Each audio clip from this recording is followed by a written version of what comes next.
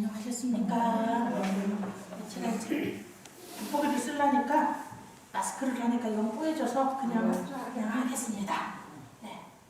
오늘 할 차이가 114페이지 할 차례인 것 같아요. 네. 지난번 경전 편찬까지 제2결집 했습니다. 500나한들이 모여서 처음 부처님 열반하신 후에 부처님께서 설하신 말씀을 모은 걸 경, 부처님께서 설하신 율에 관해서 모았고 그게 율, 그리고 이제 나중에 여기는 그것까지는 아직 안 만들어졌는데 후에 그 경과 율에 대해서 다시 스님들이 이건 이런 말씀이다, 저건 저런 말씀이다, 이런 각자들 생각들이 있잖아요. 해석하는 방법. 그러니까 요즘 말하는 논문이에요. 근데 글로 썼다기보다 말로, 예를 들면 반야신경은 이런 말씀이다, 또 뭐는 이런 말씀이다, 이런 식으로 그것에 관해서 의견들을 많이 이제 내세웠어요. 그러다 보니까 그거 모은 것을 뭐라고 그러냐면 논이라고 합니다. 그래서 경율론 3장이 만들어지는 거예요.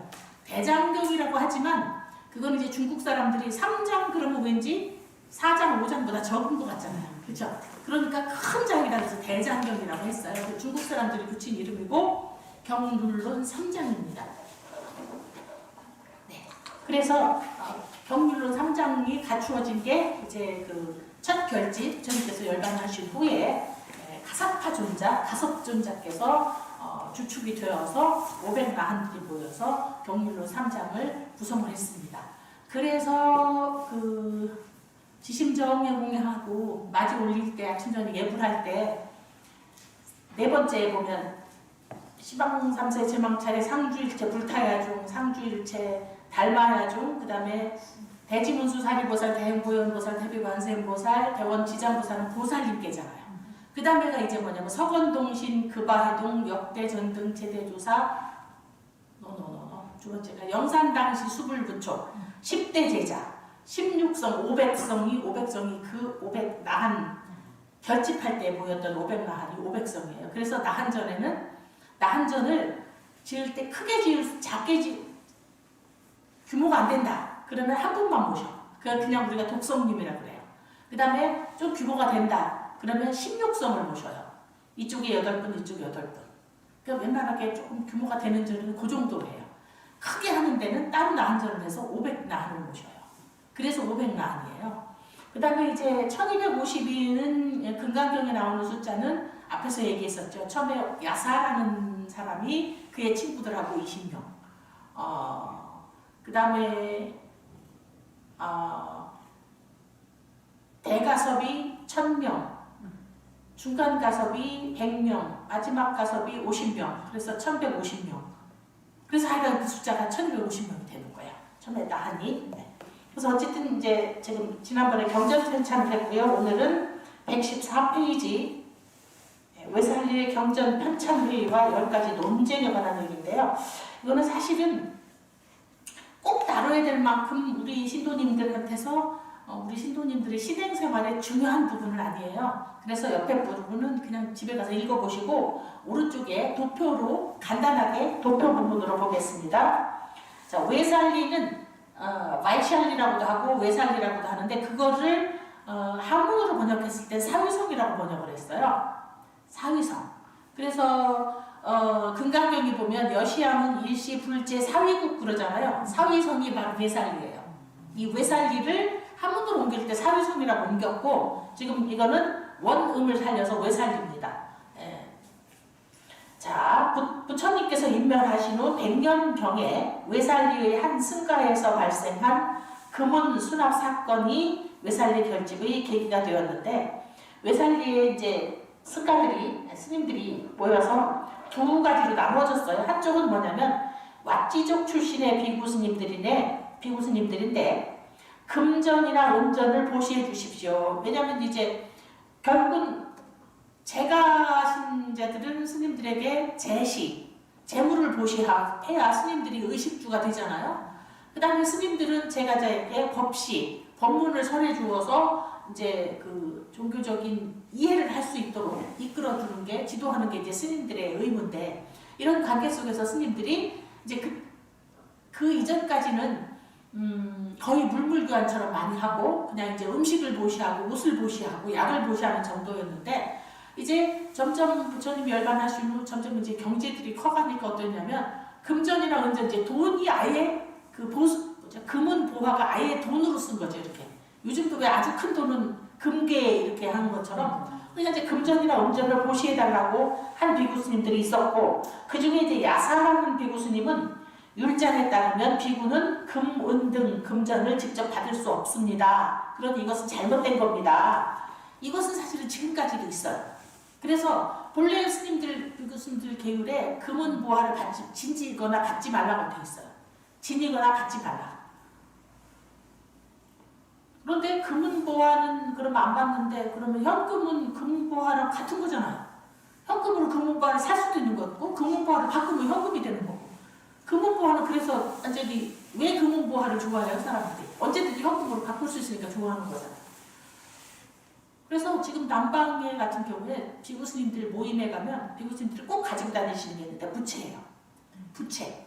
근데 그게 더울 때 이렇게 붙이라고가 아니라 스리랑카 스님들 같은 경우는 부채질을 하려고 가지고 다니기보다는 그게 이렇게 딱 부채를 들고 있으면 그게 이제 비구스님들의 상징이에요.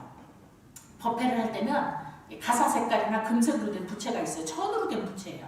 그거를 딱 들고 이렇게 하고 있습니다. 그리고 이제 한 스님은 법문을 해도 다른 스님들이 옆에서 그 부채를 다 들고 있어요. 이렇게 많이 쓰는데 타일랜드나 미얀마 같은 데는 그 부채를 뭘로 주로 쓰냐면 그 부채에 주머니가 달려있어요. 그래서 그거를 이렇게 내밀면 거기다가 돈을 넣어요. 그러니까 비구스님이 돈을 만지지 말라고 했으니까 그렇게 하신다는 거예요. 무슨 뜻으로? 그럼 가져가서 꺼내는 것을 비구스님이 안 꺼내고 누가 딴 사람이 꺼내나? 제가 그러는 거예요. 아직 만지지 말라는 걸 해석은 이제 여러 가지로 해요. 그 부처님께서 비구들이 돈을 만지게 되면 이제 돈에 대한 무력이 생길까 봐서 그거를 조심시키셨는데 그건 필요한 부분이에요. 근데 문제는 이제 그 후로 그걸 어떻게 해석하느냐의 문제야. 그러니까 고지고대로 해석하느라고 그 돈을 안 만진다고 부채를 내밀어요. 그럼 부채에다가 돈을 이렇게 넣는다니까요. 제가 그 생각이 들어요. 집에 가서 당신 방에 가서는 그러면 그 돈은 누가 딴 사람이 꺼내나? 그러니까 저는 그런 생각도. 요즘 같은 경우는 돈보다 더 좋은 게 뭐냐면 신용카드예요. 그렇잖아요. 돈은 뭐 몇만 원, 몇십만 원밖에 안 되지만 신용카드는 뭐 몇천만 원도 나올 수 있는 거잖아요. 그러니까 돈은 안 가져도 신용카드는 가져도 되나? 이제 그 생각이 들고. 물론 저는 사파리고 대승불교는 그런 걸 많이 안 따져요. 그래서 돈도 받고 신용카드도 쓰고는 합니다만서도 저는 그냥 제 거 따로 있고 사진 거 따로 있고 그거 구분을 하는 정도로만 하고 있는데 어쨌든 그러다 보니까 모든 일에 있어서 어떤 것이 생기면 부처님 당시에는 부처님 가서 여쭤보면 돼. 부처님이 이렇게 하라고 하면 하면 되고 저렇게 하라고 하면 되는데 부처님이 안 계시니까 저마다 해석하는 방법들이 다른 거예요. 그래서 지난번에 제가 아까 잠깐 말씀드렸죠. 지난번에 오후 불식 12시 이전에 오후라는 말이 12시 이후잖아요. 요즘처럼 시계가 딱 있는 것도 아니고 옛날에 해시계 놓고 이렇게 금 조만큼 넘어가면 이제 안 먹기로 한 거야. 그러니까 우리 스님이 살다 보니까 부처님이 계셨으면 부처님 제가 오늘 바로 공양을 해갖고 왔는데 잘못해서 시간을 놓쳤습니다. 이걸 먹을까요 말까요? 오늘 부처님 먹어라. 그럼 점심이니 늦었으니 오늘은 먹고 다음부터는 그렇게 시간을 늦추도록 마라. 이러면 알아서 하면 되는데 부처님이 안 계시니까 의견이 갈라지는 거예요. 이걸 먹어야 된다 말아야 된다.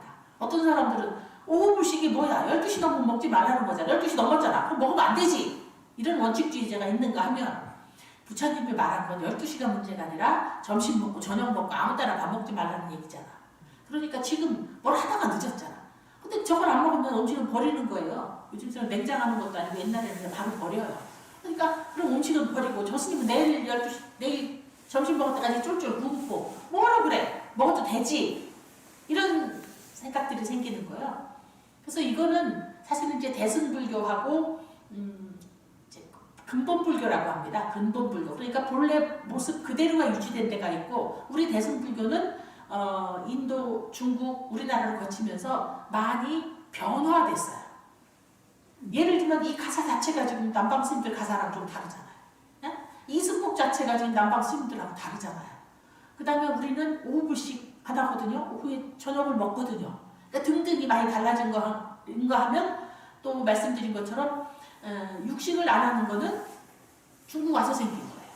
부처님 다시 생긴 게 아니라 부처님 당시에는 탁발을 가기 때문에 탁발을 가서 주는 대로 먹는 건데 이거는 좋아요, 저거는 싫어요, 이거는 맛있어요, 이건 안 돼, 이럴 수가 없는 거예요. 그래서 주는 대로 먹기 때문에 따로 육식을 안 한다는 계율이 없었던 거예요. 그러니까 이런 게 변화하는 과정에서 이제 그것들을 받아들이는 사람들의 태도가 크게 양분이 돼요. 그래서 저는 이제 옛날에 제가 있었던 일을 한번 이렇게 에피소드로 제가 말씀을 드렸는데, 굳이 그림을 안 그려도 되지만 예를 들면 이런 거예요. 제가 이제 여기 오기 전에 저쪽에 고양시에 있는 곳에 조그마한 절에 잠시 있었어요. 근데 제가 모르는 절에 갔으니까 제가 거기 살림을 하다 보면 우리는 이제 장을 좀 많이 보잖아요. 법회 때 직접 장을 보니까. 그럼 장 보러 가면서 그 중에 하나가 이제 떡집이 중요해요. 떡을 잘 올리니까. 그래서 이제 떡은 딴 사는 거랑 좀 달라서 늘 이렇게 쌀도 가져가고 맞추고 이러니까 그 떡도 잘해야 되지만 그 주인과의 인간관계가 좀 중요한 것 같아요. 믿음이 좀 가야 되고 이래서. 그래서 어느 떡집이 좋을까 하고 이렇게 동네를 둘러봤더니 떡집이 한 5개가 있는데 그 중에 이제 어떤 사람들은 가도 모른 척하는 사람도 있고 어떤 사람은 막 과잉 친절하는 사람도 있고 근데 그냥 괜찮은 집이 하나 있더라고요. 그래서 그 집을 제가 이제 떡집으로 정했어요. 근데 속된 말로 아저씨하고 아줌마 두 분이 하는 거예요. 그런데 아저씨가 뭐를 하던 분이냐면 은행에서 퇴직을 해서 떡집을 하셔. 그래서 아줌마는 떡을 만드시고 아저씨는 이제 배달을 하시는 거예요. 근데 이제 요즘은 다 사장님이라고 합니다. 남자 사장님, 여자 사장님. 그 남자 사장님이 저한테 굉장히 친절하세요. 그래서 제가 가면 이제 제가 있는 데가 어디냐면 큰 길이 쫙 있고 이렇게 나가면 이쪽에 떡집이 있는 마을을 돌아서 다시 돌아오면 차를 타고 이렇게 돌아오잖아요. 이렇게 돌아오면 저기서 이렇게 유턴을 해서 와야 돼. 여기도 지금 그래, 여기도 그래요. 저 앞에 저기서 이렇게 회전구에서 로타리에서 유턴을 해서 와야 되잖아요. 거기까지 가는 차 별로 없어요. 대개가 요 앞에서 기다렸다가 딱 들어오시잖아요.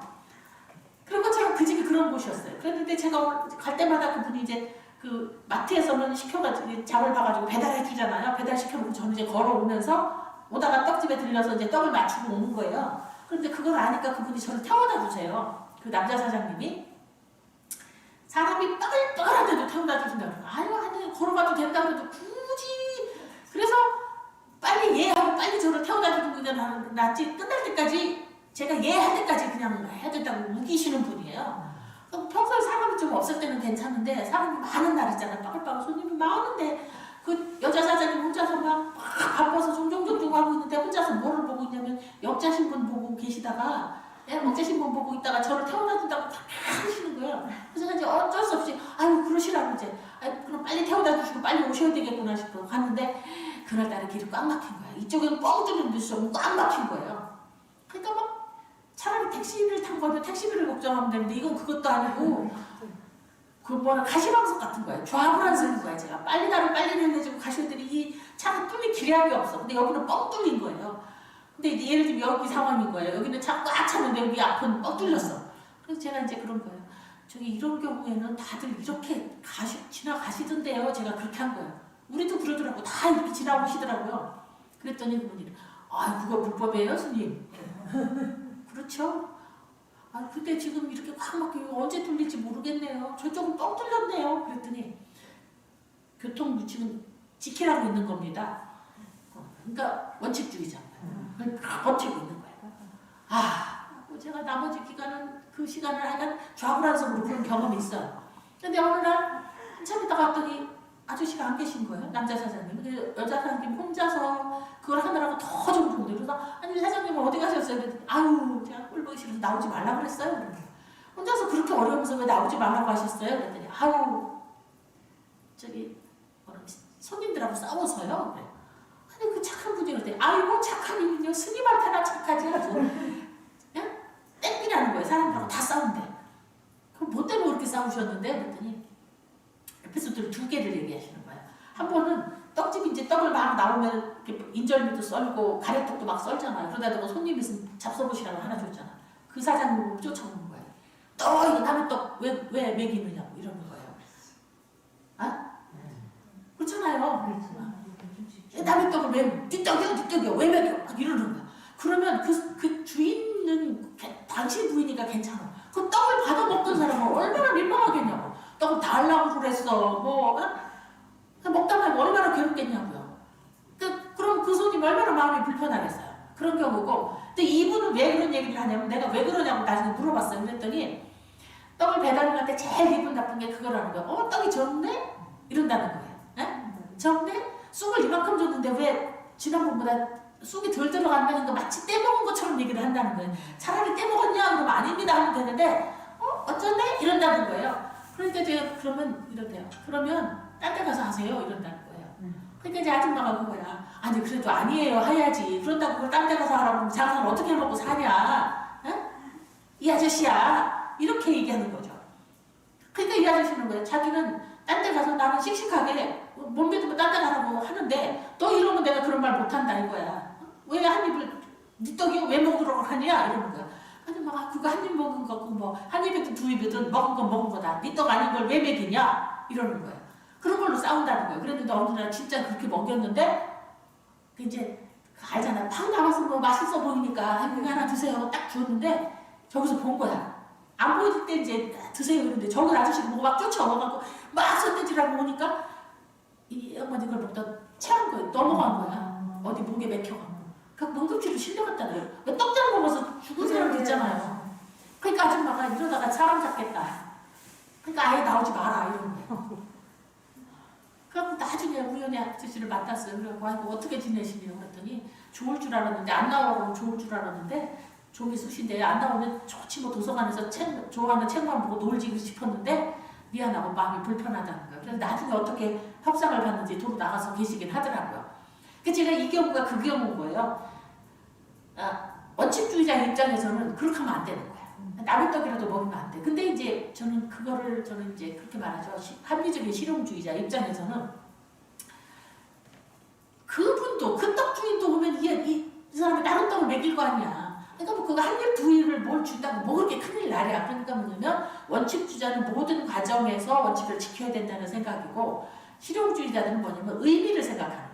의도가 좋으면 방법은 조금 변칙을 해도 큰 문제가 되지 않는다라고 생각을 하는 거죠. 예를 들면 여기 이렇게 들어오는 분 거죠. 이쪽에 차가 안 들어오는데 뭐 사고 날 일도 없는데 뭐 잠깐 들어온다고 뭐 그렇게 큰 문제랴 이런 생각인 거죠. 그래서 그런 갈등이 있는 것처럼 지금 이 부처님이 가시고 나서부터는 열반하시고 나서부터는 상가에서 계속 이런 갈등들이 있어 온 거예요. 그래서 이 대승불교는 말하자면 그런 아줌마 같은 거죠. 여사장님 같은 케이스인 거예요. 원칙은 의도는 알되 의도는 있대 방법에 있어서는 조금씩 변화를 준다고 뭔 큰 문제랴 이런 거였던 거죠. 그러니까 지금 우리 가사가 달라졌잖아요. 가사가 달라지고 옷이 달라졌죠. 그러니까 인도에서는 팔을 다 벗어놓고 살아요. 이렇게 벗고 살아. 그걸 벗고 살아도 돼. 중국이나 우리나라에서 벗고 살면 돼요 안 돼요? 추워서 안 되고 춥지 않아도 여름이라도 벗으면 우리는 뭐라고 생각해요? 아이고 저 쌍놈이 발 벗는 것도 뭐라도 팔 내놔보세요. 흉하다고 생각하잖아요. 그 다음에 인도에서는 가장 중요한 게 탁발을 하는 문화예요. 근데 중국에 와서는 탁발을 안 한 거예요. 왜냐면 인도는 불교 이전에도 탁발 문화가 이미 그런 문화가 있어. 인도에는 아예. 그러니까 뭐 출가를 해서 불교가 아니더라도 수행을 하는 사람, 종교인, 성직자들은 밥을 얻어먹는 게 너무나 당연한 일인 거예요. 근데 중국에 가서 밥을 얻어먹으면 수행자하고 성직자하고 거렁뱅이를 구분을 못하는 거예요. 구분을 못해요. 그러니까 성직자의 위인은 없고 낮게 보는 것만 있는 거죠. 폄하하는 것만 남는 거죠. 그러니까 중국에 와서는 승려가 탁발을 나가는 게 아니라 절에서 밥을 해먹은 거죠. 절에서 밥을 해먹다 보니 고기는 살생을 거친 음식이니까 안 먹고 일단 쌀하고 야채로만 음식을 해먹게 된 거죠. 이런 변화들이 생겨난 거예요. 그래서 지금 이게 지금 여기서 초기에는 그 문 갖고 나오고 이것보다 처음에 시작은 소금 갖고 나왔어요. 소금도 옛날에 소금도 돈과 맞먹는 거였어요. 옛날에는 비싼 거였거든요. 그러니까 소금은 조금씩 지닐 수 있는 거예요. 조금은 지녀도 된다고 그랬는데 이제 어떤 사람이 이만큼을 지닌 거예요. 그 사람은 그게 조금인 거예요. 남들 볼 때 그거 조금이 아니다. 이게 뭐 어떠냐? 아니 부처님이 그렇게 많이 지니라고 안 하셨다. 부처님이 100g, 200g 정해줬냐? 이렇게 되는 거죠. 그래서 이제 모든 거에 있어서 부처님이 안 계시고 나니까 율 때문에 이런 이제 율에 관해서 이런 의견이 달라지면서 이렇게 부파불교라고 합니다. 파가 여러 개로 나누어져요. 그러니까 제가 말하면 도윤스님 말이 맞아 이런 사람도 있고 어떤 사람은 봉현스님 맞아 봉현스님 따라가는 사람 있고 도윤스님 따라가는 사람 있고 저기 딴 스님 따라가는 사람이고 이렇게 되는 거죠. 그러다 보니까 여러 개의 파로 부파가 나누어졌고 나중에 크게 나눠진 거는 대승 쪽하고 근본불교 쪽으로 크게 나눠진 거예요. 그러니까 대승불교도 중국에 와서 이제 밀교로도 나눠지고 여러 가지로 나눠집니다. 그래서 그렇게 이제 불교 종파가 급파가 나눠지게 된 계기가 바로 이거예요. 이렇게 율에 관해서 서로 의견이 다르고 해석이 다른 그런 태도 때문이었는데요. 제가 여기서는 지금 금 때문인데, 그런데 여기서 정법이라고 그러면 우리는 이제 정법 그러면 옳은 법, 바른 법이라고 여기서는 그런 뜻이 아니라 깨끗할 정자인데 깨끗하다는 뜻도 아니고 일종의 편법을 말하는 거예요. 편법을 여기서 정법이라고 했어요. 그래서 편법으로 어떻게 됐느냐? 야산 비구 측으로부터는 4명, 왓지족 출신의 비구로부터 4명, 그래서 8명의 위원회가 구성된 거예요. 옳다고 하는 쪽이 두 측이니까 두 측에서 이쪽에서 4명, 저쪽에서 4명.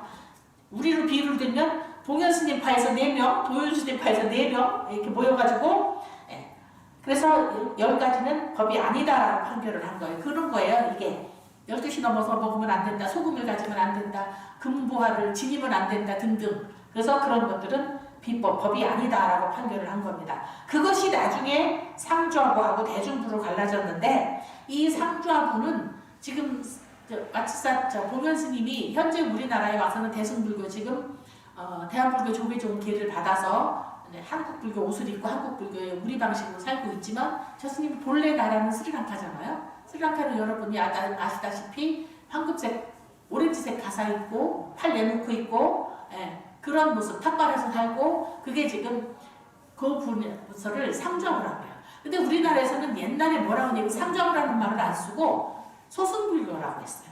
네? 대승불교, 소승불교. 그래서 옛날에 문화사라든지 세계문화사 같은 데 대승불교, 소승불교라고 했는데 그거는 대승불교 쪽에서 저쪽은 소승불교야 라고 낮춰서 부른 이름이에요. 마치 뭐가 같으냐면 중국 사람들은 중화사상이라고 해서 우리가 세계의 중심이다. 자기네 나라가. 그다음에 그 외에는 동쪽에 있는 민족은 오랑캐, 동이족. 남쪽에 있는 건 남만족, 서쪽에 있는 건 서융족, 북쪽에 있는 적자를 썼어요. 그래서 다 오랑캐라는 거예요. 그런 것처럼 대승불교 측에서 우리는 대승이다. 대승이라는 말은 뭔 말이냐면 목적지를 가는데 교통수단이에요. 저는 서울을 가는데 주로 95% 이상 저는 고속버스를 타고 갑니다. 여기서. 근데 어떤 사람들은 승용차로 다니는 사람이 있잖아. 그러니까 이 상주하부는 승용차와 같은 느낌이고 대승불교는 버스와 같은 느낌이에요. 대승, 많이 탄다는 말이에요. 그러니까 저 목적지 바냐바라밀 저 성불의 길을 가는 데 있어서 혼자 갈 게 아니라 많이 태워가지고 가자는 거예요. 많이. 버스나 기차나 큰 배가 그런 거잖아요. 대중교통. 어느 게 옳고 그르고의 문제는 아니에요, 사실은.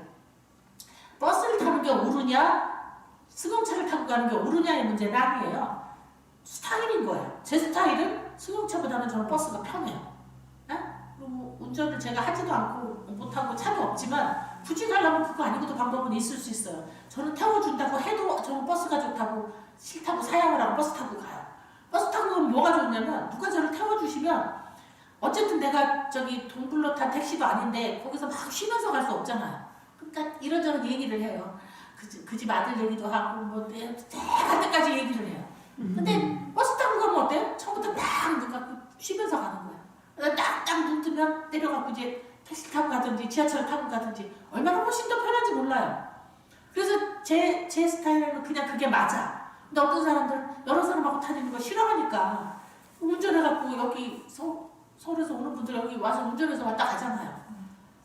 그분은 그게 맞는 거야. 근데 이제 이 스타일로는 이게 뭐냐면 그렇다고 그걸 소승이라고 부르는 건 옳지 않은 거예요. 그러니까 소승이라면 조금 탄다. 탈 것인데 한 명, 두 명 타는 거, 조금 타는 거, 그러니까 혼자 가는 거. 그 다음에 대승은 많이 가는 거예요. 대중교통하고 똑같은 의미예요. 그러면 그걸 소승이라고 부르는 건 아니고 그래서 스스로는 저쪽 스님들은 스스로는 소승이라고 안 부르고 상주하부라고 해요. 상주하부. 상주하는 무슨 말이냐면 높은 자리에 앉는 스님이라는 뜻이에요. 높은 자리에 앉는 스님이 우리말로는 상주가 지금 참 이해가 안 가는데 본래는 이게 장로라는 뜻이에요. 장로. 근데 장로라는 말이 이미 우리 단어가 아니에요. 우리가 장로라고 하면 뭐겠어? 불교도 장로가 있어? 네? 장로 그러면 기독교 생각하시잖아요. 그래서 장로라는 본래 스님들 중에서 제일 오래됐고 어른인 분 있잖아요. 나이만 많다고 장로는 아니에요. 나이도 있고 지혜도 있어서 지도자가 될 만한 어른을 장로라 그래요. 장로들을 말하는 건데 지금 이제 장로라는 말을 못 써요. 그래서 그냥 상주하는 말이 높은 자리에 앉는 스님. 뭐냐면 장로가 높은 자리에 앉거든요. 그러니까 높은 자리에 앉는 스님이 하자는 대로 하는 거예요. 그러니까 군소리 말고 어른이 하자는 대로 하는 거예요. 근데 대개 어른들은 이 뭐든지 변화와 보수와 진보 나누면 대개 어른들은 하던 방법대로 합니다. 바꾸는 걸 별로 안 좋아해요. 뭐 하자 그러면 뭔 소리야 내가 이거 하고도 옛날에 잘만 살았어. 옛날에 애기들 막 이렇게 김치 할머니가 입에다 넣었다 빼가 이렇게 다 얹어줬잖아. 그럼 며느리가 말하라 어머니 비위생적으로 뭔 소리냐 네 애비 내가 다 이렇게 키웠다. 이렇게 먹여 키웠다. 뭔 소리냐. 그러니까 어른들이 하던 방법대로 합니다. 바꾸는 걸 잘 안 해요. 이거 바꾸자. 왜 이거 바꾸자 내가 평생 잘만 쓰고 살았다. 그러잖아요. 담배 끊으라고 그러면 뭔 소리냐 니네 할머니 증조 할머니 평생 담배 꽂혀였는데 90살까지 살았다. 이러면서 그냥 하자는 대로 합니다. 그러니까 하던 대로 하는 방식이 보수적인 방법이 상주하부의 특징이고 그러니까 부처님이 하던 대로 하나를 안 바꾸고 원칙대로 하는 게 상주하부. 그 다음에 대중부들은 대중의 의견에 따라 변화에 따라서 많이 바뀐 방식을 택한 거예요. 그것을 이제 대중부가 대승불교가 됐고 상주하부는 상주하부 불교가 됐는데 우리나라에서 상주하부 부르면 불교학교나 담임분이나 상주하부라는 말을 할지 못 알아들어요. 그래서 저는 편리하게 제가 부르는 이름은 아니고 타이완이나 이런 데서 보통 요즘은 뭐라고 하냐 그냥 남방불교, 북방불교라고 많이 해요. 대승불교는 북방 쪽으로 왔어요. 그리고 상주하부는 남방 쪽으로 내려갔어요. 그러니까 스리랑카, 태국, 미얀마 이쪽으로 내려간 거예요. 왜냐면 남방은 그렇게 날씨가 따뜻하고 이러니까 그대로 인도에서 하던 방식대로 해도 별 문제가 없는 거예요. 근데 북방은 날씨가 너무 다르잖아. 문화가 너무 다르잖아. 그러니까 그대로 못하는 거예요. 그래서 말이 바뀐 거예요. 의식주부터 많이 달라진 거예요. 그래서 이제 대승불교라는 말보다는 대중부, 그 다음에 혹은 위치상으로 남방불교, 북방불교라고 많이 합니다. 그래서 이 상주하부가 대중불로 갈라졌습니다. 자, 이게 지금 옆에는 좀 읽어봐도 될 것 같아요. 옆에는 이제 본총으로 써놓은 건데 재밌어서 재미라기보다 뒷바왕사라는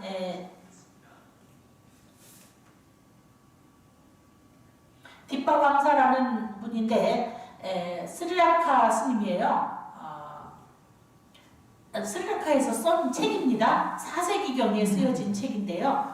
22장으로 되어 있으면서 붓당의 간단한 생애와 그 다음에 3회에 걸친 붓당의 스리랑카 방문, 인도에서 이루어진 3회의 결집, 그 다음에 아소카 왕의 불교 귀의, 비자의 내도 뭐 등등 이런 내용들이 써져 있어요.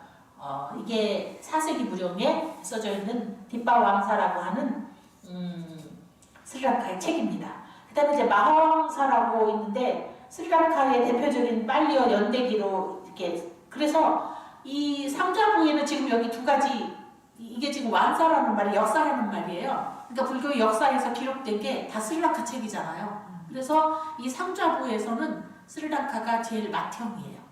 정통이에요. 왜냐하면 불교가 부처님 열반하신 후 2세기 무렵에 스리랑카의 불교가 전래됐어요.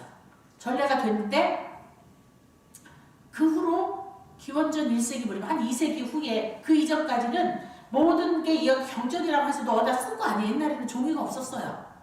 종이가 발견된 게 종이가 없을 때예요. 중국에 종이가 없을 때고 어디고 세계에 종이가 없을 때예요. 그래서 경전을 결집했다고 하면 우리가 다 모여서 책을 쓰고 뭐 이렇게 했거든요. 그게 아니고 부처님께서 이렇게 말씀하셨습니다. 누가 왔는데 부처님 누가 뭐라고 물었더니 부처님께서 이렇게 대답을 하셨습니다. 이런 얘기를 다 가장 많이 들었던 안한존자가 외우고 그 다음에 율에 관해서 비구 250율, 비구니 340율에 관해서 부처님께서 이런 일이 있었더니 부처님이 그렇게 하지 말라고 하셨습니다. 이런 일 때문에 비구는 이거 하지 말라고 하셨습니다. 이런 이유 때문에 비구는 하지 말라고는 안 한 거지만 비구니는 안 해야 될 것 같아서 비구니는 하지 말라고 하셨습니다. 이런 거를 다 외운 거는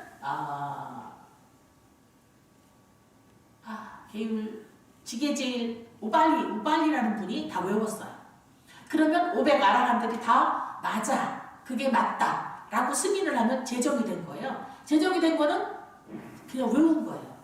외우려면 그 후로부터 모이면 보름마다 매월 보름마다 모여서 그거를 경을 외우는 스님은 경을 외우고 유를 외우는 스님은 외워요. 그래서 입으로 다 외워나간 거예요. 입으로 외워서 전례가 된 거예요. 전해진 거예요. 계속. 근데 우리 시대에는 너무나 쓰는 게 당연해서 외우는 걸 잘 못해서 저 같은 경우는 굉장히 의심을 했어요. 한 번씩.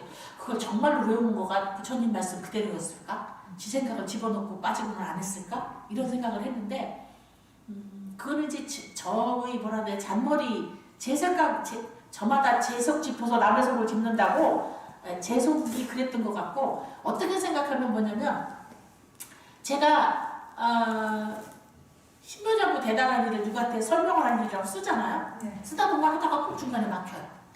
하다 막혀가지고 막히거나 틀려. 그럼 어떻게 그냥 도로 처음부터 외워야 돼. 외우는 건 안 틀려요. 신묘자고 대단한 일 나무라다나다나 틀릴 수가 없어. 안 틀리고 쫙 나가는데 쓰는 거는 틀려요. 제가 틀리게 쓰면 뭐겠어요? 남들도 틀린 줄 알고 그거를 계속 배우겠죠. 그러니까 오히려 외우는 거가 더 안 틀릴 수도 있어요. 정확할 수도 있어요. 그 다음에 요즘은 우리가 글을 의지하니까 글도 요즘 쓰는 것도 안 하고 거기다 다 자동 입력을 해놓으니까 저장을 해놓기 때문에 외우는 걸 못하는 게 옛날에 보면 한글 모르는 할머니가 식구들 대소사, 제사 20몇 개, 생일 식구들 30개 넘는 거 다 외우고 계셔. 다 외워. 요즘은 달력에다 안 써놓으면 모르고 달력에다 써놓으면 왜 달력을 안 보면 된다. 그래서 제가 약속을 자꾸 어기는 것 중에 하나가 써놓고도 달력을 안 보는 거예요. 그래서 약속을 어길 때도 있어요. 본의 아니게. 근데 우리는 지금 기록하지 않으면 기록에 의지하는 거예요. 옛날 할머니들은 다 외우고 있어요. 날짜 다 외우고 있고 당신네 50년, 60년 시집살인 거 다 기억하고 있어요. 그래서 뭐라 그래요? 내가 겪은 거를 책으로 쓰면 책으로 뭐 몇 권이다 이러시는 게 사실인 거예요.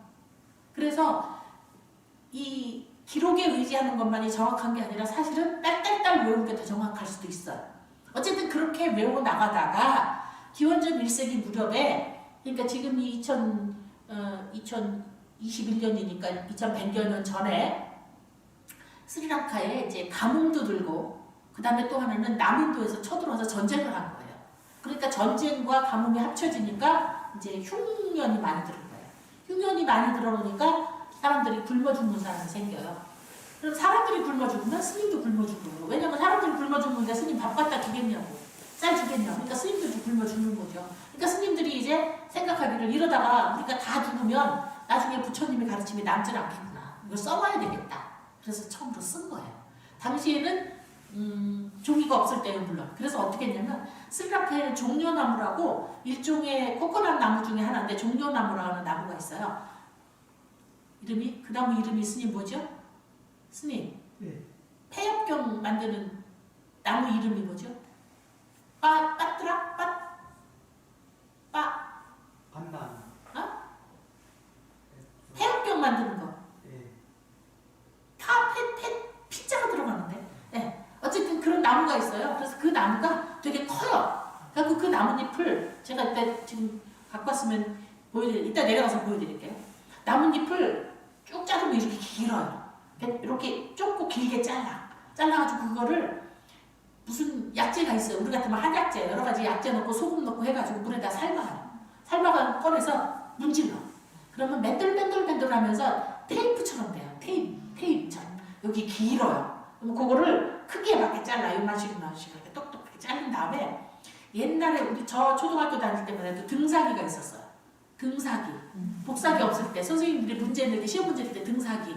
그게 뭐냐면 매콤매콤한 종이에다가 송곳같이 생긴 펜으로 글씨를 써요. 그래가지고 그걸 놓고 등사를 하면 그 송곳 같은 데에는 그 잉크가 묻어 나오는 거예요. 그리고 글씨를 안 쓴 데는 잉크가 안 묻어 나오는 거야. 기름종이 같아서.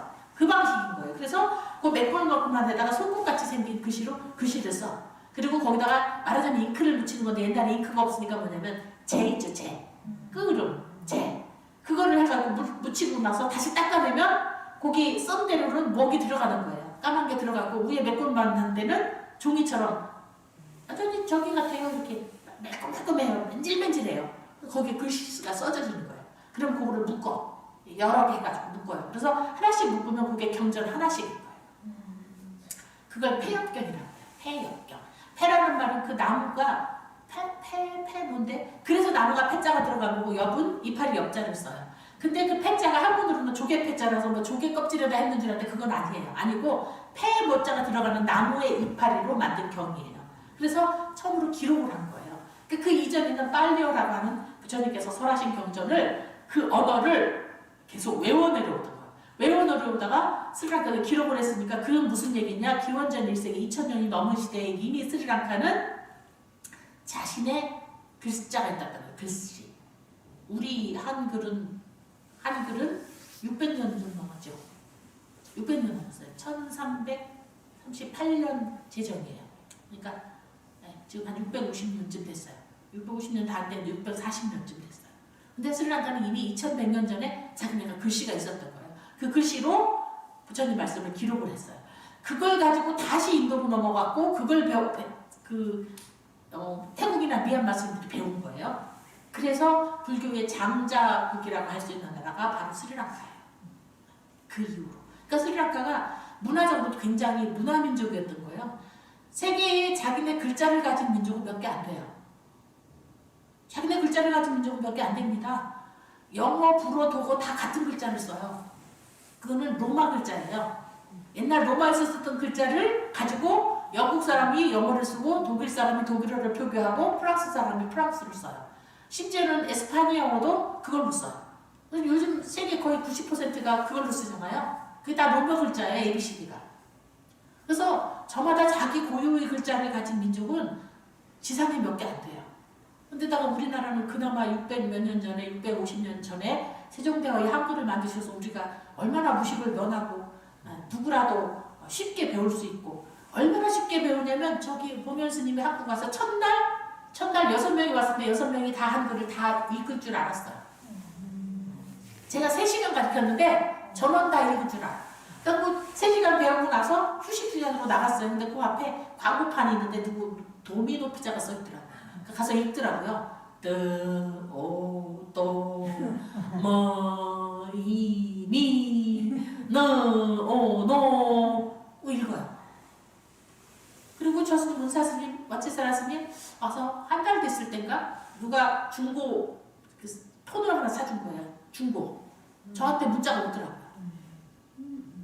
한 달 된 사람이 문자를 찍을 수 있어요. 우리 가나다라 합치면 바로 오니까 세상 편한 글자가 한글이에요. 세상 배우기 좋은 글자가. 문화민족 얘기하다 스리랑카가 굉장히 문화민족입니다. 그러니까 지금 한 80년대, 90년대 무렵에 정보사회, 컴퓨터 만들고 자동차 만들고 하는 기술이서 조금 떨어져서 그렇지 그 이전까지만 해도 정말 굉장히 옛날에 잘 사는 나라는 쌀 먹을 거 많고 먹을 거 많고 그 다음에 금은부화가 많아요. 룹이 많이 나온대요. 금은부화 많이 나와요 스리랑카. 그러니까 스리랑카가 엄청 부자였던 나라였던 거예요. 근데 이제 요즘은 그걸로 먹고 사는 게 아니라 가전제품, 반도체, 자동차 이런 걸로 먹고 살다 보니까 스리랑카가 요즘은 경제국에서 좀 멀어졌지만 옛날에는 문화국가고 경제도 굉장히 강국이었어요. 대단한 나라였어요 스리랑카가. 네, 그렇습니다. 제가 이런 얘기를 해주면 저 스님은 별 반응이 없는데 저 스님 문사 스님은 감동스러워서 그 남방 스님들은 절대로 우지 않아요. 눈물을 보이는 거 보면 아 저 스님 중노릇을 제대로 못했구나 이럽니다. 감정을 보이는 거. 그러니까 눈물을 흘리진 않는데 딱 보면 눈물이 나왔다가 이렇게 들어가. 어떻게 들어가는지 모르겠어. 쓱 들어가요. 뭐냐면 본인이 우리나라가 이렇게 당신네들이 우리나라를 몰라서 그렇지 우리나라가 이렇게 자랑스러운 나라거든? 이런 말을 못 하잖아요. 그리고 해도 별로 왜 자기네 나라니까 자랑 엄청 안 하고 다 뭐 제기나 스리랑카 그게 또 많은 나라가 뭐 얼마나 이러는데 제가 얘기를 해주면 어때요? 그러니까 나도 못하는 우리나라 자랑을 저렇게 해주니까 너무 좋은 거야. 제가 물어는 안 봤지만 그래갖고 감동으로 눈물이 이렇게 나왔다가 이렇게 쓱 들어가요. 근데 저 스님은 별 생각은 없고 자, 그 다음 페이지로 갑니다. 비구 스님 중에 이름이 대천이라는 스님이 있었습니다. 그 스님이 이제 5가지 문제를 제기를 했어요. 여기도 오른쪽 페이지 그냥 간단하게 된 걸 보겠습니다. 왼쪽은 그냥 가서 읽어보셔요. 자, 부처님 열반하신 후 100년경에 대천이라는 스님이 있었습니다. 마하데바라는 스님이 아라함의 본질에 관해서 5가지를 제기를 했어요. 제가 이제 아라한 말씀을 드렸죠. 아라한은 모든 번뇌가 끊어진 분이라고 했습니다. 모든 욕망과 번뇌가 끊어진 분이다. 네. 근데 대승불교에서 저 상좌부를 소승이라고 부르는 이유 중에 하나가 뭐냐면 저쪽에는 보살이 없어요. 그리고 금생에 부처님이 된다고 말을 안 해요. 그래서 저 상좌부, 예를 들면 스리랑카 쪽 불교에서는 최대한이 아라한이 되는 것까지예요. 아라한이 되는 것까지예요. 그러니까 여기서는 전에는 소승이야. 저희는 아라한 되는 거, 그냥 자기 깨달음을 얻어서 자기 욕망 끝나는 거에만 그치지 불보살이 되어서 보살이 되어서 다른 중생들까지 제도하는 생각은 없어. 그래서 소승이야. 이렇게 말을 합니다. 좀 평행하는 거예요. 근데 사실은 그건 사실은 사실인데 완전히 사실은 아닌 게 뭐냐면 그 중에 하나가 상좌부에는 보살이라는 단어가 없어요. 보살이라는 단어가 없어요. 관세음보살, 지장보살이 없어요. 없고 보살이라는 단어가 어쩌다 있긴 있는데 그게 누구를 말하는 거냐면 서가모니 부처님이 깨달음을 얻기 이전의 삶, 서가모니 부처님 이전의 삶을 보살이라고 해요. 그러니까 부처님이 되기 이전에 부처님이 되기까지 복과 지혜를 닦아나가던 과정을 보살이라고 해요. 그런데 대승불교에 오게 되면 부처님이 그 보살의 과정을 거쳐서 부처님이 되신 것처럼 다른 분들도 그런 과정을 겪어나가는 분, 즉 자비를 닦아나가는 분, 관세음보살이에요. 지옥 중생을 위해서 자비를 닦는 분, 지장보살이에요. 그 다음에 지혜를 닦는 분, 문수보살이에요. 지혜를 실천하는 분, 보현보살이에요. 미래의 부처님이 되실 분, 미륵보살이에요. 등등 수많은 보살이 생겨나가는 거예요. 그러니까 불교가 모습이 많이 달라진 거예요. 그래서 저쪽에서는 볼 때 뭐냐면 부처님이 원래 옛날에 하셨던 말씀이 요만큼인 거예요. 근데 대승불교는 이만해진 거예요. 내용이. 그래서 제가 뭐라고 비유를 드렸냐면 계란 노른자 같은 거예요. 계란 노른자는 그래도 계란이 요만하고 노른자가 요만하면 계란이 요만하죠. 흰자가 요만하죠. 근데 그거보다 훨씬 더 큰 거예요. 노른자는 이만큼이고 흰자가 이만큼인 거가 말하자면 대승불교. 그러니까 대승불교는 요것도 포함됐고 이것도 있어요. 그러니까 이거는 공통의 부분이에요. 공통 부분이에요. 공통 부분이고 대승불교는 이 공통 부분 외에 노른자 외에 흰자가 많이 있는 거예요. 그러니까 저쪽에서 뭐라냐면 저기는 부처님이 말하신 거 외에 무슨 뭐가 그렇게 많어. 그래서 내가 그런 거예요. 중생들이 부처님이 중생을 깨우치시느라고 여러 말씀을 하셔서 그렇다 그랬더니 그런 거예요. 부처님 말씀이 부족해서 중생을 못 깨웠나? 부처님 말씀이 부족해서 그런가? 중생이 부처님 말씀을 다 이해를 못해서 그렇지? 그럼 이쪽에서는 뭐라고 해요? 저는 나란 이만큼만 가지고 저쪽은 화엄사상도 없고 저쪽은 금강사상도 금강경 공사상도 없고 저기 소승이야. 이렇게 대립을 할 때는 그렇게 대립을 해요. 사실은 한 80년대까지만 해도 우리나라에서도 그랬어요. 대승불교에서 저기 소승불교라고 굉장히 얕봤어요. 그랬는데 확실히 그 글로벌화가 된 거죠. 지구화가 되면서 많이 유학을 가서 배워보니까 저게 소승이 아니구나. 이게 부처님 원형의 말씀이구나. 그다음에 저쪽 스님들도 대승 와서 보고는 이게 완전히 그냥 변화뿐 아니라 불교가 많이 발전한 부분이구나. 이렇게 서로 이해하게 된 거죠. 지금 많이. 특히나 우리 집은 저 같은 경우는 그게 좀 많죠. 제가 가서 살아보면서도 좋은 게 있었고 또 인연으로 저스님 은사스님과도 교류를 해보니까 남방불교가 이렇게 좋은 점이 있구나. 이렇게 간단하고 명료하고 분명한 게 있구나. 그쪽에서는 대승불교 이렇게 다양한 게 있구나. 이런 것들을 서로 배워가는 서로 좋은 점을 많이 본 케이스예요. 저희 경우에는. 그러니까 상자도 한국에 출가를 보냈고 또 여기에도 와 있고 그런 케이스처럼. 그런데 지금 여기 이제 마하나라는 스님이 아라한에 관해서 얘기를 하면서 5가지 이견을 낸 거예요. 다른 의견. 첫 번째가 여소유라고 하는데 이건 뭐냐면 아라한도 천마가 즉 하늘에 있는 마구니가 요란스럽게 유혹을 하면 지금 혼란받고 유혹을 한다든지 이럴 때 이제 천마는 아주 섹시한 여자로 나타나는 거죠. 섹시한 여자로 나타나서 옷을 확 벗고 심하게 유혹을 하면 부정이 흘러나올 수 있다. 즉 정액이 흘러나올 수 있다. 그러니까 직접 여성과 성행위를 하지 않아도 아라한도 너무 심한 장면을 그런 장면을 보게 되면 저절로 신체에서 그렇게 몽정 꿈에서 나오는 것처럼 그런 게 나올 수도 있다. 이런 얘기를 한 거고, 두 번째는 무지인데 알아하면 모든 걸 다 아는 분이에요. 왜냐면 깨달음을 알아하면 또 깨달은 분이에요. 깨달음을 모든 걸 다 아신다고 했잖아요. 제가 다 알더라도 뭐냐면 처음 보는 것에 대해서 무지는 될 수 있다. 처음 보는 건 이거 뭐지 할 수도 있다는 거예요. 그러니까 뭐냐면 진리에 관해서는 알지만, 예를 들면 스마트폰을 처음 보면 저기 알아하는데 저 TV에서 혼자 토굴에서만 공부를 해서 알아하니 됐어. 그래서 욕망도 없어. 욕망도 없고 번뇌도 없고 없어지긴 했는데 처음 보는 물건을 갖다 주면 이게 무엇에 쓰는 물건이고 모를 수도 있는 거죠. 그 스마트폰의 시스템은 모를 수 있는 거예요. 어떤 특정한 지식이나 기술은 알 수 없을 수도 있다. 이런 얘기인 겁니다. 그 다음에 이제 의욕은 뭐냐면 알아하에게는 번뇌성 의욕은 없지만, 즉 모든 걸 알아서 의심이 없다고 했잖아요. 근데 옳고 그름에 대해서는 즉시 판단을 할 수 없다. 이것이 옳은 거냐 그른 거냐 바로 판단을 할 수 없을 수도 있다. 이런 부분. 그 다음에는 네 번째는 타인에 의한 교시인데 자신이 깨달았는지 여부는 타인이 알려주어야만 가능하다. 그러니까 뭐냐면 이게 알려준다기보다 인정한다는 거죠. 예를 들면 나는 이제 아무런 욕망도 없고 나는 번뇌가 끊어졌습니다. 나는 아라한입니다. 근데 남들이 제가 욕망이 끊어졌는지 어떻게 알아? 그렇잖아요. 모를 수 있어요. 저 쌤 혼자 자기가 아라한이 됐다고 그러네. 이상하네. 이럴 수도 있어요. 근데 남들이 계속 보아오는 거예요. 그랬더니 아무리 찔러도 진짜 짓을 뭐 하늘 안 내. 배가 고파도 밥 달라고도 안 해요.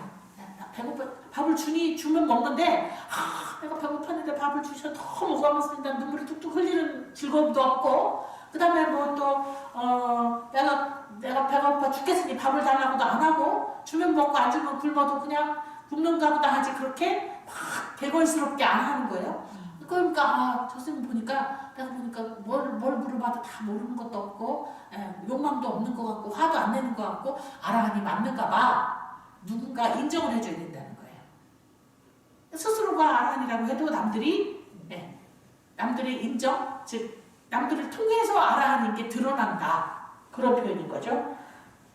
그 다음에 이제 도인 성고기는 뭐냐면, 성도는 깨달음을 얻은 것은 언어로 표현된다.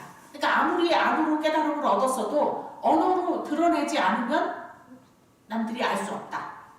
그런 얘기들이에요. 그래서 이제 그렇다고 비난을 하니까 기존 쓴단에서 비난을 했습니다. 그러니까 이제 이것에 관해서도 대천의 견해를 부정하는 측은 상좌부가 됐고 대중부에서는 대천을 지지하는 측으로 이렇게 나눠집니다.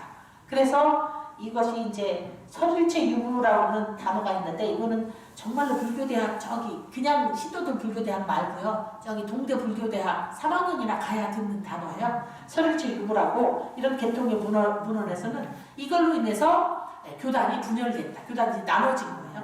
도저히 저렇게 답답한 사람들하고는 못 살겠어. 그러니까 아까 같은 경우는 그래도 세 달 못 나오게 하다가 나중에 너무 답답하니까 당신 이제 그렇게 하지 마. 서로 양보를 해서 결국은 오순도순 같이 하십니다. 근데 하여간 요즘은 잘 안 만나니까. 그런데 만나면 서로 얘기를 합니다. 그 여사장님은 저 답답하니까 나고요. 제가 그답지 않고요. 그냥 어디다 버릴 수도 없고 지금 이 나이에 헤어질 수도 없고 아주 사느라고 죽겠어요. 그런가 하면 이럽니다.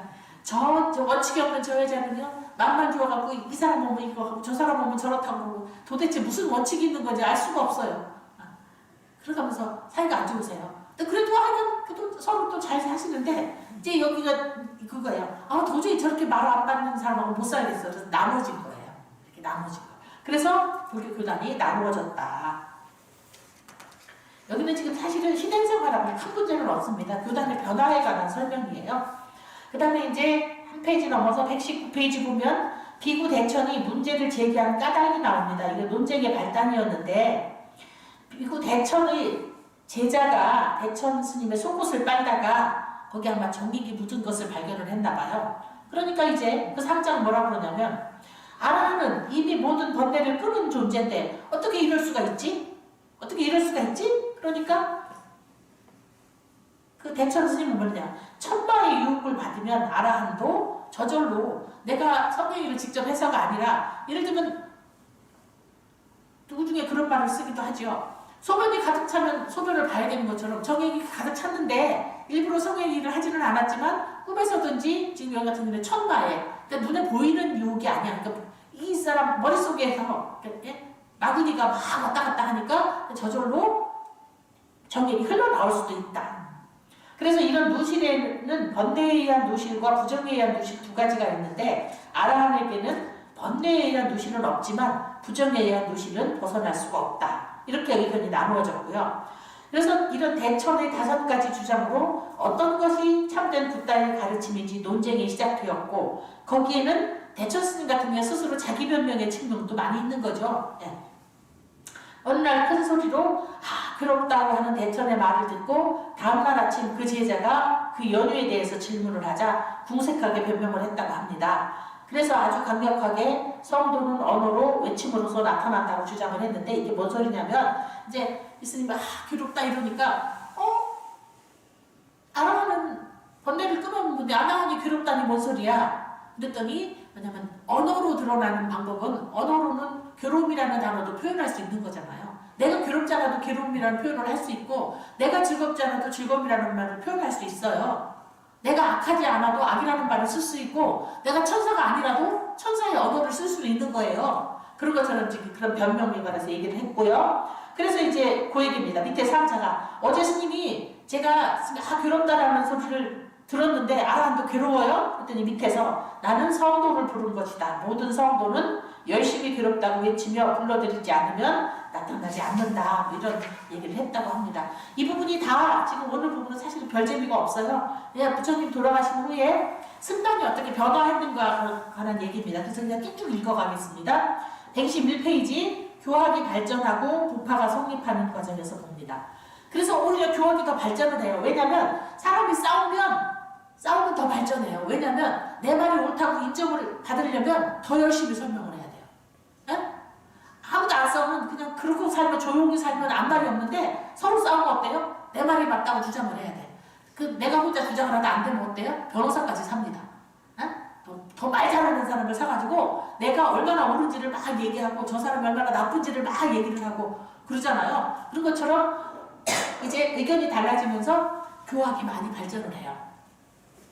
그래서 초기 불교 교단에서는 일심으로 화합을 했어요. 부처님 한 3대까지는 3대라는 말은 뭐냐면 세속에서 3대는 할아버지 아들 손자지만 절에서의 3대는 스승 이렇게 제자입니다. 그러니까 초기에는 부처님을 직접 배웠던 분들, 부처님한테 직접 들었던 분들, 그 다음에는 들었던 분들이 얘기한 거죠. 나는 이렇게 들었는데 부처님께서 이러셨고 그럼 뭐예요? 그거는 우리 바로 스승님한테 들으니까 훨씬 실감 나죠? 그 밑에 나중에 3대 넘어가면 옛날에 부처님께서 이러면 이제 별로 실감이 안 나는 거예요. 그런 것처럼 지금 그거입니다. 그래서 붓다 사후 100년까지는 부처님 말씀이 그대로 3대가 전에 내려왔어요. 근데 이제 100년쯤 되니까 우리 노스님이 들었는데도 아니고 상상 노스님이 들었는데 그러니까 우리 증조 할머니가 그랬대. 이거는 이제 별로 재미없는 거야. 할머니가 그랬대까지는 우리 할머니가 그랬대 이렇게 되는데 고조 할머니가 그랬대 그러면 고조 할머니가 그랬대? 안 믿어지잖아요. 그것처럼 이제 점점 사람들이 이제 덜 믿어지는 겁니다. 그래서 붓다 사후 100년경에 두 개파로 분열이 된 거예요. 이것을 근본 분열이라고 하는데 이때 보수파인 상좌부와 진보파인 대중부로 나누어집니다. 이후에는 보수파에서도 또 나눠지는 게 있는 거예요. 보수파에서도 요즘 우리나라에 있잖아. 보수파에서도 국민의힘도 있고 뭐도 있어요? 뭐 또 있잖아요. 그거밖에 없어요? 뭐 있을걸? 또 있어요. 무슨 공화당도 있고 뭐 인기는 없어도 뭐 공화당도 있고 진보파도 민주당도 있지만 또 무슨 민주당도 있고 뭐 그렇잖아요. 몇 개 있잖아요. 정의당도 있고 이렇게 나눠지는 것처럼 보수에서도 몇 개로 나눠지고 진보에서도 또 나눠진 거예요. 그렇게 나눠져서 나중에는 20개까지 나눠졌습니다. 그래서 이것을 지말분열, 그러니까 두 개로 나눠졌다가 옆으로 계속 나눠서 이걸 지말분열이라고 합니다. 상좌부는 부처님의 사후 100년경에 본상좌부, 설일체유부, 설일체유부에서는 독자부, 하지부, 법장부, 운광부 이렇게 막 나눠집니다. 대중부는 빨간색은 사후에 일설부, 설일무체부, 계윤부, 다문부, 설가부 이렇게 나눠집니다. 뭐 자세히 볼 것까지는 없고요. 그 옆에는 볼만합니다. 3장 작은 글자 있죠? 3장 옆에 불교 성전을 3종으로 분류한 겁니다. 장이라는 말은 산스크리트어의 삐딱가라는 말인데 삐딱가가 바구니예요. 바구니.